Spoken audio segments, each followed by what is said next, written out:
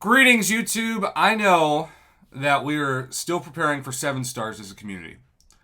And so the temptation is to look at everything from premium disappointment crystals to grandmaster crystals to 3-star crystals to 4-star crystals to now even 5-star crystals and just kind of roll your eyes. But that would be a mistake because it has been almost a month since I opened over 100 4-stars and a ton of other crystals to get all the ISO that you see in front of you, which is expiring in just over a day. Look at all that ISO. And so I wanted to do a little bit of an experiment where I sold just a week's worth of ISO of crystals that I had opened almost a month ago on this channel just to see how much gold I could get for selling this. And so this is an experiment I only do about once a year. I'm at 617,501, or 617,501,000, excuse me. And so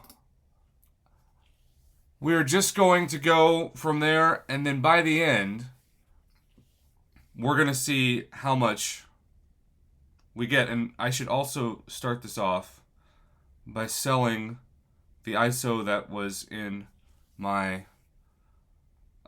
inbox. Okay.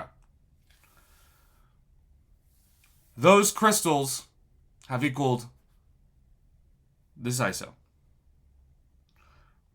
And we are off. And as you can see, it's 250,000 gold every time you sell a chunk. That's the max that I get for this.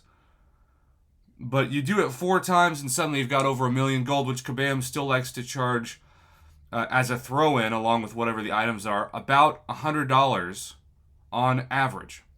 Now, a couple times a year, they'll give us the golden piggy bank and sell that for about $10. But this is, of course, all just free.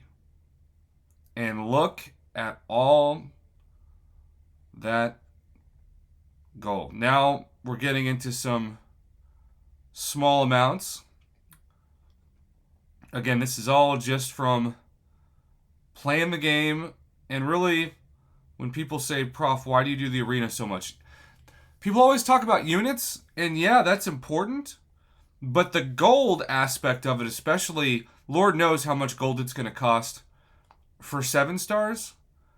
This is going to be my secret to success, is just continuing to open all of the quote-unquote smaller crystals and selling the ISO for gold.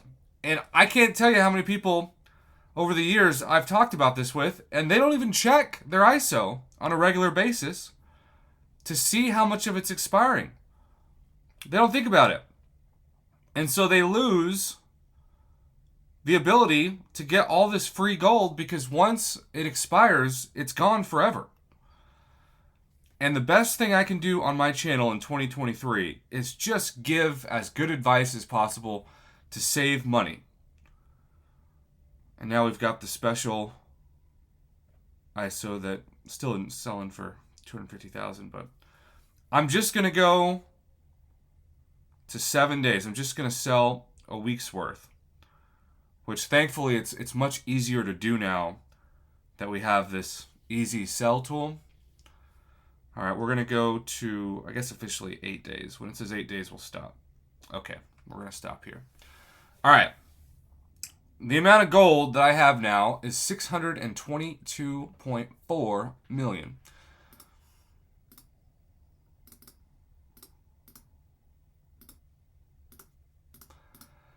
So that one experiment netted me 4,908,756 gold, and I got the idea after I started selling the gold and then realized I've got so much ISO here that this needs to be like a learning experience for a video.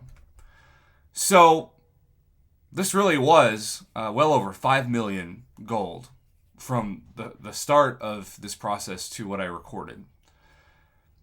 If I had waited 2 days and then did this, I would have let over 5 million gold expire and be washed away from my inventory overflow forever. So always make sure and because it can be easy to not pay attention, you sell like 7 to 10 days worth. And if you make it to where like on Sundays are your selling days, you just plug it into your head. And it's easy for me to remember because Sundays are also like, of course, double or quadruple the Cavalier Nexus Crystal days, which are my favorite times to purchase along with the stamps. As long as you remember that, you're good to go. So there you have it, YouTube. I am always excited to put this information out there. Sell your expiring ISO in chunks of 7 to 10 days and reap the benefits, especially as gold continues to be more valuable with 7 stars on the horizon. This is as important of a task for you to do as it's ever been, and that's really saying something. Have a great rest of your day. Thanks for watching.